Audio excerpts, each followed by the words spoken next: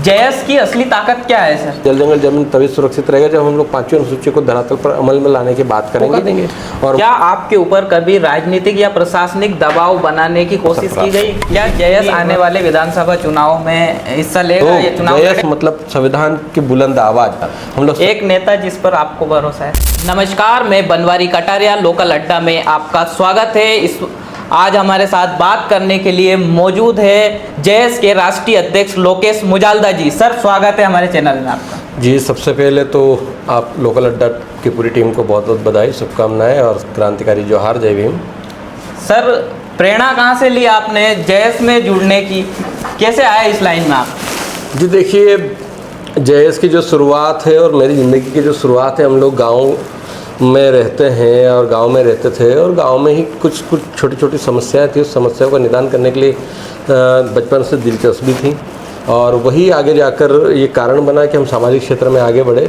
और हम लोगों ने शुरुआत में एक टंटिया मामा युवा संगठन के कोक्सी के नाम से एक संगठन बनाया था और संगठन की शुरुआत की और शुरुआत करते हुए हम लोग कुछ साथी थे, हम लोगों ने मिलकर बनाया और वो आगे चलकर वही जेएस का रूप बना और जय आदिवासी युवा शक्ति जेएस के रूप में आज पूरे देश में पहचाना जाता है। जेएस की विचारधारा पहचानी जाती है और आज लाखों साथी जेएस विचारधारा के साथ काम कर रहे हैं, जिसमें आदिवासी भी है, दलित है, पिछड़ा वर्ग के लोग हैं, जो संविधान को मानते हैं, जो हक अधिकारों की बात करते हैं, वो जेएस के साथ जुड़कर आज काम कर रहे हैं। जेएस की असली ताकत क्या है सर?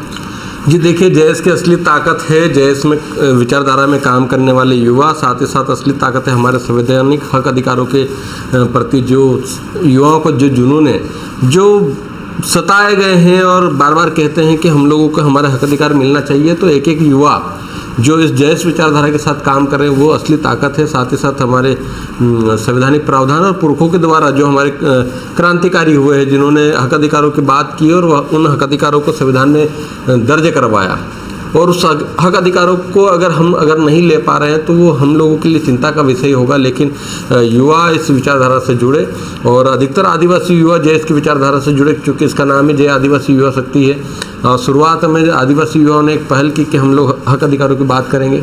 अब धीरे धीरे करके हम लोग आदिवासी, दलित हो, पिछड़ा वर्ग के समाज के लोग हो, सभी लोग एकजुट होकर इस जेएस विचारधारा को आगे बढ़ाने का काम कर रहे हैं।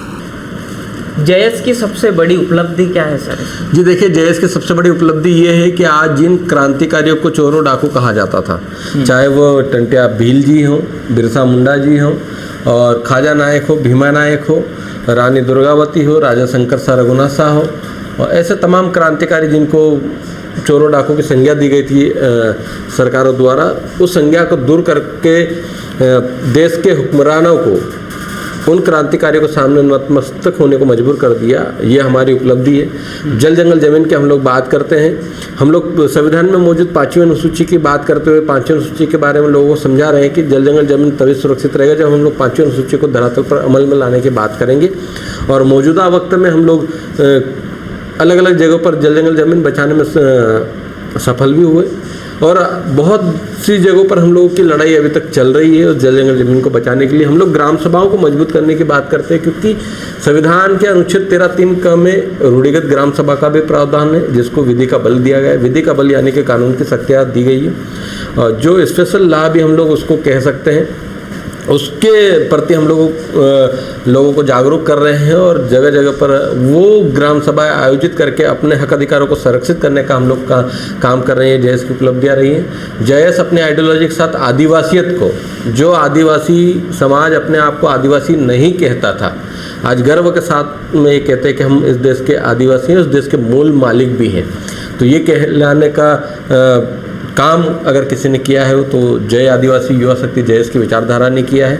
ये बड़ी उपलब्धियां रही है। ऐसे ही अनेकों आंदोलन, कहीं पर अन्य अत्याचार होता है तो उसके खिलाफ हम लोग प्रदर्शन करते हैं और उनको न्याय दिलाने का काम करते हैं। ऐसे अनेकों आंदोलन हुए हैं जो जेएस के नेतृत्व में है। साथ ही साथ हम लोगों ने जेएस के साथ में छात्रों की बात करने के लिए जेएस छात्र संगठन यानी कि जेसीएस का भी निर्माण किया, जिसके प्रदेशाध्यक्ष अभी बाबूलाल बघेल जी हैं और जेएस के ही प्रदेशाध्यक्ष भाई पवन डावर जी हैं और उनकी पूरी टीम और हम लोग सब साथ मिलकर एक मुहिम को चला रहे हैं और अनेकों कार्य किए हैं। जेएस छात्र संगठन के आंदोलन हुए जिसमें छात्रों को मध्य प्रदेश में छात्रवृत्ति नहीं मिल रही थी, तो अभी वो 2025 में आंदोलन हुआ था जिसमें 350 करोड़ के आसपास जो छात्रवृत्ति थी ST/SC की, वो अटकी हुई थी, उसको दिलाने का काम हम लोगों ने किया। तो ऐसे अनेक आंदोलन हैं जिसको हम लोग मानते हैं कि ये हमारी उपलब्धि रही है, और भी हम लोग अनेक संगठनों के साथ में, दूसरे भी संगठनों के साथ में हम लोग उस आंदोलन को आगे बढ़ाने का काम कर रहे हैं। सर,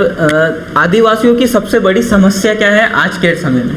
जी देखिए, आदिवासियों की सबसे बड़ी समस्या है कि आज जल जंगल जमीन पर खतरा मंडराता जा रहा है। आदिवासियों के पास जितनी भी जमीन बची हुई थी वो ली जा रही है। जब तक 5वीं अनुसूची का धरातल पर अमल नहीं होगा तब तक आदिवासियों के जल जंगल जमीन छीनी जाएगी। दूसरी समस्या है कि आदिवासी पहचान को खत्म किया जा रहा है। आदिवासी पहचान खत्म होना यानी कि अस्तित्व का खत्म होना। आज आदिवासियों को हिंदू बनाया जाता है, ईसाई बनाया जाता है, मुस्लिम बनाया जाता है, अलग अलग धर्मों में बांटने का काम किया जाता है, जबकि आदिवासी मूलतः प्रकृति पूजक समाज है। आदिवासी हिंदू भी नहीं है, मुस्लिम भी नहीं है, सिख भी नहीं है, लेकिन राजनीतिक करने वाले लोग सिर्फ एक सिगुपा छोड़ देते हैं कि आदिवासी हिंदू नहीं है। ये नहीं कहते कि आदिवासी ईसाई भी नहीं है, आदिवासी मुस्लिम भी नहीं है, आदिवासी हिंदू भी नहीं है। ये संविधान में मौजूद है। संविधान में जब हम लोग जाएंगे, संविधान की बातों को अगर हम लोग समझेंगे तो हिंदू मैरिज एक्ट 1955 है, उसमें धारा 2 है, उसका सब क्लॉज 2 में स्पष्ट लिखा हुआ है कि इस अधिनियम की कोई भी बात अनुसूचित जनजाति यानी आदिवासी पर लागू नहीं होगी। ऐसा ही हिंदू उत्तराधिकारी अधिनियम 1956 जो है, उसके भी धारा 2 के सब क्लॉज 2 में लिखा हुआ है कि इस अधिनियम की कोई भी बात अनुसूचित जनजाति यानी आदिवासी पर लागू नहीं होगी। ये स्पष्ट करता है कि आदिवासी हिंदू नहीं है। तो ऐसे ही मुस्लिम ला के जो कानून है वो भी आदिवासियों पर लागू नहीं होते, सिख ला के जो कानून है वो आदिवासियों पर लागू नहीं होते हैं, ईसाई के कानून हम पे लागू नहीं होते हैं। तो हम लोग प्रकृति पूजक, हम लोग तो चांद सूरज धरती आग हवा पानी को पूजने वाले लोग, पेड़ पौधे को पूजने वाले लोग, पता नहीं कब धर्म के जाल में फंस गए, ये पता आदिवासियों को पता ही नहीं चला। और आदिवासियों की पहचान मिटाने का षड्यंत्र इस देश में चल रहा है ताकि ये कहा जा सके कि आदिवासी इस देश में रहते ही नहीं है, आदिवासी इस देश में है ही नहीं। ये पिछली सरकारों ने भी संयुक्त राष्ट्र संघ जो यूएनओ होता है, यूनाइटेड नेशन में कहा है, और हम लोग ये बार बार प्रूव करने के लिए लगे हुए हैं कि इस देश का जो मूल वासी है वह आदिवासी है। अनेकों आर्कोलॉजिस्ट के माध्यम से भी पता चला है कि वो उन्होंने जब सर्वे किया हिस्टोरियन ने, तब उनको पता चला कि जो सभ्यताएँ मिली हैं वो सभ्यताएँ किससे ज़्यादा मिलती जुलती है। तो उन सभ्यताओं में भी पता चला कि आदिवासियों से काफ़ी मिलती जुलती उनके सभ्यताएं थी, उनके डीएनए थे। तो ये हम लोग साबित करके हम लोग एक तरीके से आदिवासियत को जगाने के लिए, जल जंगल को बचाने के लिए, हक अधिकारों को बचाने के लिए, इन तमाम समस्याओं को निदान पाने के लिए हम लोग लड़ रहे हैं। सर, सरकार तो आदिवासियों के उत्थान के लिए काफ़ी बजट भी निकालती है, आदिवासियों को आगे बढ़ाने की बात करती है, इसको किस तरह से देखते हैं आप? देखिए, सरकारें सब झूठ बोलती है, चाहे वो कांग्रेस की सरकार हो या बीजेपी की सरकार हो, दोनों ने ही आदिवासी वोट बैंक लेकर अपनी सरकारें बनाई हैं, सत्ताएं चलाई है और अपने जेबें भरने का काम किया है। आपने सही कहा, आदिवासी के नाम पे करोड़ों रुपए बजट आता है। इस बार भी मध्य प्रदेश की अगर बात करें तो 30,000 करोड़ से ज़्यादा का बजट है, लेकिन वो आदिवासियों के लिए खर्चे हो रहा है क्या? वो आदिवासी उत्थान के लिए खर्चे हो रहा है क्या? आदिवासी का अगर उत्थान होता तो आज आदिवासियों के पास ज़मीनें नहीं छीनी जाती, आज आदिवासी गांव में स्मार्ट स्कूल होते, उनका एजुकेशन अच्छा होता, आज आदिवासी क्षेत्रों में इंजीनियरिंग कॉलेज होते, मेडिकल कॉलेज होता, कौशल विकास केंद्र होते, जिससे तीरंदाजी जैसे या रनिंग जैसे कंपटीशन होते, तो शायद देश के लिए भी गर्व की बात होती कि ये जो लोग हैं जो इम्यूनिटी में भी पावर, उनका अच्छा पावर है, तो वो देश के लिए गोल्ड मेडल लेकर आते हैं। लेकिन आदिवासियों के नाम पर राजनीतिक रोटियां सेकने वाली दोनों ही पार्टियों ने, खासकर मध्य प्रदेश की अगर हम बात करें तो दोनों ही नहीं है, कांग्रेस हो या बीजेपी हो, दोनों ने आदिवासियों को कभी आगे बढ़ाने का काम नहीं किया, उनको पीछे करने का काम किया। उनमें से ही किसी एक व्यक्ति को वो लोग राजनीतिक क्षेत्र में आगे लाते हैं, राजनीति में आगे बढ़ाते हैं, लेकिन समाज पीछे रह जाता है। आज उसी का दंश आज भी समाज झेल रहा है। हम लोग कोशिश में लगे हुए हैं कि समाज आगे बढ़े, समाज के लोग आगे बढ़े, क्योंकि समाज आगे बढ़ना मतलब सिर्फ ज़मीन आगे बढ़ जाना नहीं होता, समाज के लोगों को आगे बढ़ना होता है। हम लोग चाहते हैं कि आदिवासी क्षेत्रों में स्मार्ट स्कूल हो, इंग्लिश मीडियम के स्कूल हो, ताकि वो भी अच्छी स्कूलों में पढ़े, वहाँ पर मेडिकल कॉलेज हो, इंजीनियरिंग कॉलेज हो, ताकि वो उसको देखकर उन कॉलेजों में एडमिशन ले और डॉक्टर बने, इंजीनियर बने, देश में और प्रदेश के विकास में अपना योगदान दें। कौशल विकास केंद्र हो ताकि वो लोग जो खेल में माहिर हैं, जो कुश्ती में माहिर है, जो तीरंदाजी में माहिर है, को भी आगे बढ़ने का अवसर प्राप्त हो। क्या जयस आने वाले विधानसभा चुनाव में हिस्सा लेगा, ये चुनाव लड़ेगा? जी देखिए, कांग्रेस और बीजेपी से सताए हुए हम लोग तो हैं, और साथ आप अब भी अच्छे से जानते हैं कि कांग्रेस की विचारधारा हो या बीजेपी की विचारधारा हो, आदिवासियों के हित में कभी नहीं रही है। तो निश्चित तौर पर हम लोग विधानसभा चुनाव में जो लोग लड़ना चाहेंगे, जो लोग लड़ेंगे, उनके लिए एक मजबूत विकल्प देकर उनको विधानसभा में भेजने का काम करेंगे। क्योंकि हम लोग अगर कांग्रेस और भाजपा को ही जिताना है तो फिर हम लोगों को वही समस्याओं का सामना करना पड़ेगा जो सदियों से होती आई है। कांग्रेस बीजेपी के राज में दोनों ही समय पर आदिवासी लोग सताए गए हैं। तो निश्चित तौर पर हम लोग विधानसभा में हमारे लोगों को भेजने का काम करेंगे। जमीनों के मुद्दे अभी तक सुलझ नहीं पाए, कई मामले ऐसे होते हैं, इनको लेकर क्या मत है आपका? जी देखिए, ज़मीनों के मामले जो होते हैं वो कुछ मामले ऐसे होते हैं, मैंने पहले ही कहा शुरुआत में कि 5वीं अनुसूची का अगर अमल में आ जाती है तो हमारे जल जंगल ज़मीन बेहतर रूप से संरक्षित हो सकते हैं, सुरक्षित हो सकते हैं। लेकिन 5वीं अनुसूची को सरकारें लागू नहीं करना चाहती। आज कांग्रेस कहती है हम आदिवासी हितैषी हैं। अगर कांग्रेस की सरकारें भी केंद्र में हो या राज्य में हो, कई सालों तक रही है, लगभग केंद्र में भी उन्होंने 50-60 साल तक राज किया।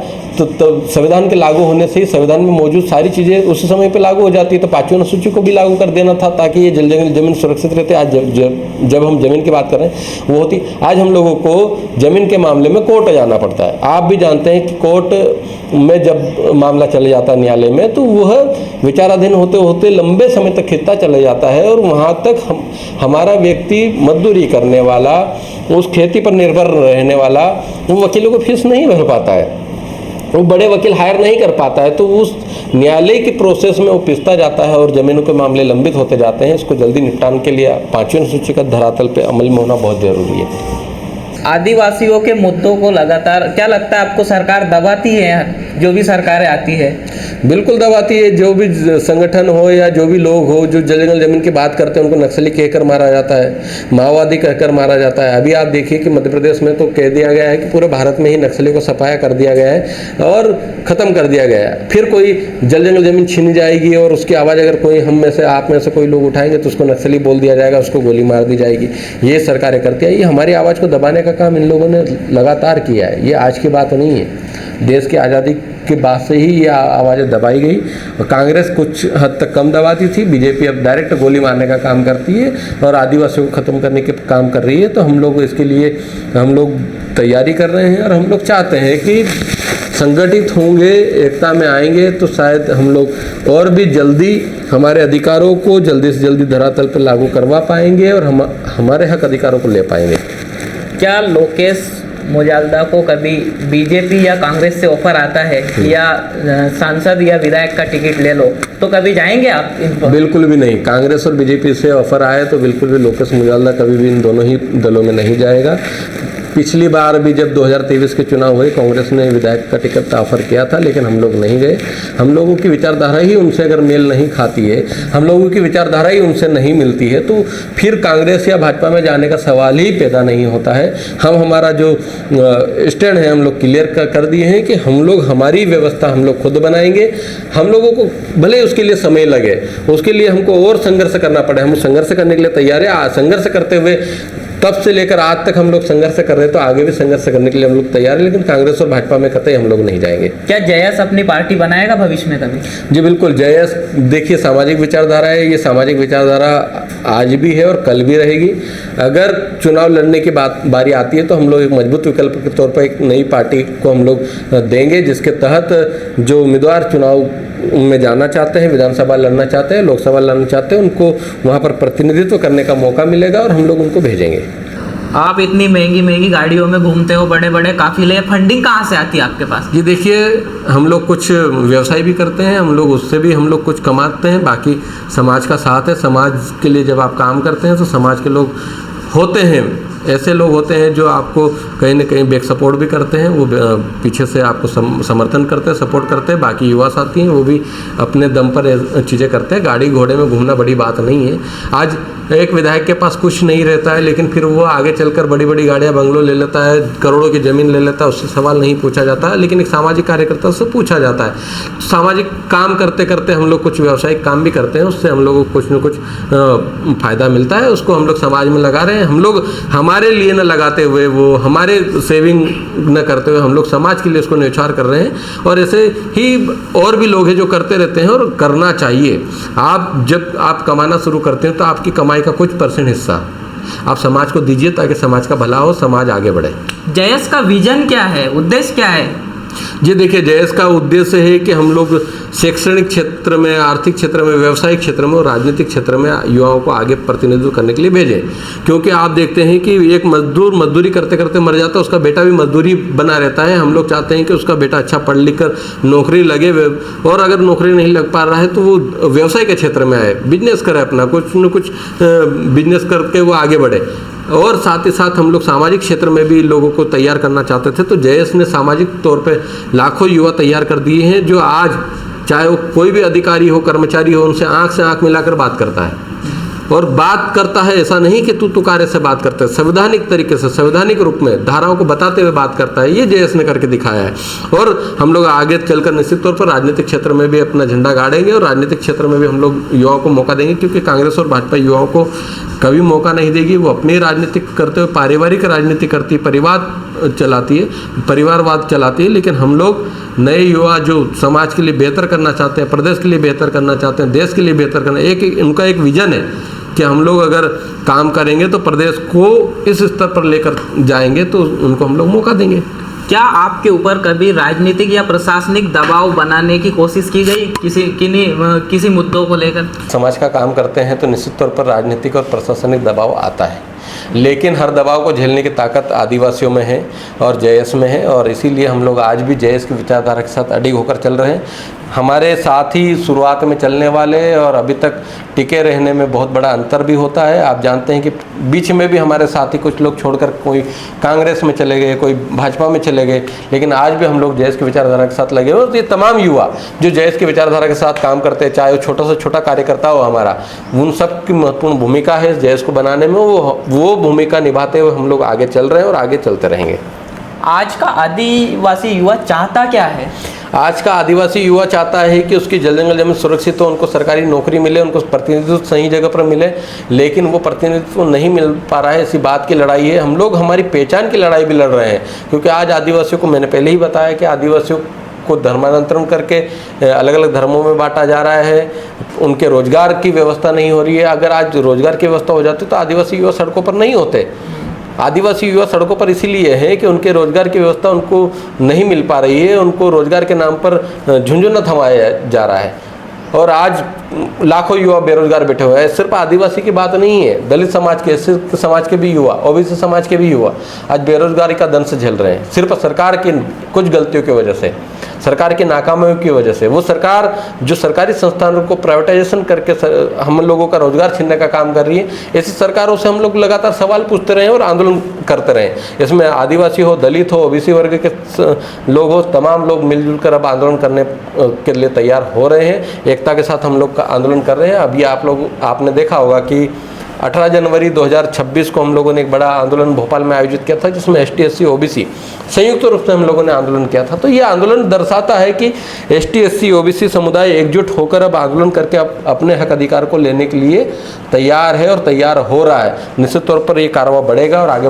बढ़कर हम लोग रोजगार की व्यवस्था, रोजगार के बाद शिक्षा के बाद और अन्य जो मुद्दे हमारे जल जंगल जमीन के मुद्दों पर हम लोग बात करेंगे। एक शब्द में जवाब देना है आपको, आंदोलन या राजनीति? आंदोलन। सड़क या संसद? सड़क। सिस्टम बदलना है या सिस्टम में आना? सिस्टम बदलना है। सबसे बड़ा दुश्मन गरीबी या भ्रष्टाचार? भ्रष्टाचार। एक नेता जिस पर आपको भरोसा है? अभी तक ऐसे कोई नेता नहीं हुए। पिछले समय में कुछ नेता थे जो अच्छा काम करके गए, लेकिन अभी नहीं है। ऐसी चीज़ जो आप तुरंत बदलना चाहते हो? देखिए, बदलाव तुरंत नहीं होता, उसके लिए समय लगता है और समय का पहिया धीरे धीरे चलता है, तभी अच्छा बदलाव आता है। क्या जेएस देश भर में फैल सकता है? बिल्कुल, जेएस देश भर में है। अभी भी हमारे 17 राज्यों में जेएस की कार्यकारिणी है, जेएस के युवा काम कर रहे हैं। एक शब्द में आदिवासी का भविष्य? देखिए, आदिवासी का भविष्य तभी सुरक्षित होगा जब वो एकजुट होंगे और एकजुट होते हुए हक अधिकारों के लिए अपनी आवाज़ को सड़क पर बुलंद करेंगे। क्योंकि सड़क अगर सुनी हो जाएगी तो संसदें बेहरी हो जाती है, ये कांसीराम साहब ने कहा था। और वास्तव यही सच्चाई भी है कि बाबा साहब ने संविधान दिया, कांसीराम साहब जैसे योद्धा हुए जो आगे बढ़ाने का काम किए, बिरसा मुंडा टंट्या भील ने अंग्रेज़ों को यहाँ से खदेड़ने का काम किया, और एक हक अधिकार जल जंगल जमीन के अधिकार को सुरक्षित किया, उन अधिकारों को बचाने की बात कौन करेगा? वो बात करने के लिए जयस है, वो बात को आगे बढ़ाने के लिए जयस है। हम हमारे पुरखों के जो महापुरुषों के जो सपने, अधूरे सपने थे, उसको पूरा करने की मुहिम को चला रहे हैं और निश्चित तौर पर उनके अधूरे सपनों को हम लोग आगे तक ले जाएंगे और उनको पूरा करेंगे। लोग कहते हैं जयस तो उग्र संगठन है, इस पर? देखिए, जयस उग्र संगठन है कहने वाले लोगों से आपको पूछना चाहिए कि जयस का आज तक कोई भी ऐसा एक आंदोलन बताइए आप कि जहाँ पर जयस ने आंदोलन किया और वहाँ पर रेल के पटरियाँ उखाड़ी हो, गाड़ियाँ जलाई हो, सड़क को उखाड़ने का काम किया हो, तो आप बताइए। एक भी आंदोलन आपको जयस का नहीं मिलेगा। जयस मतलब संवैधानिक हक अधिकारों की बात, जयस मतलब संविधान के तहत आंदोलन करने वाले लोग, जयस मतलब संविधान की बुलंद आवाज़। हम लोग संवैधानिक तरीके से हम लोग हर आंदोलन को करते हैं, कभी भी किसी भी संस्था को या सड़क को या व्यक्तियों को नुकसान पहुंचाने का काम नहीं करते। उसका नाम ही जयस है, उसका नाम जय आदिवासी युवा शक्ति जयस है। बहुत बहुत धन्यवाद आपका। बहुत बहुत बधाई, शुभकामनाएं। मैं आपके लोकल अड्डा चैनल और आपके दर्शकों को कहना चाहता हूं कि इनकी बातों को आप आगे तक पहुंचाने का काम करें, ताकि और भी हमारे जो साथी जो संघर्ष कर रहे हैं उनको आगे ले जाने में हम लोग महत्वपूर्ण भूमिका निभा पाएँ। लोकल अड्डा अच्छी पहल कर रहा है। मैं आपको बधाई देता हूं कि आप आगे तक जाएं और इस मुकाम को हासिल करें कि बड़े बड़े नेता, राजनेता हो या आंदोलन करने वाले साथी हों, आपके साथ बैठे और चर्चा करें। बहुत बहुत बधाई, शुभकामनाएं। जय भीम, जय जवाहर। तो ये थे हमारे साथ जयस के राष्ट्रीय अध्यक्ष लोकेश मुजाल्दा जी, जिनसे हमने राजनीति और जयस के मुद्दों पर चर्चा करी।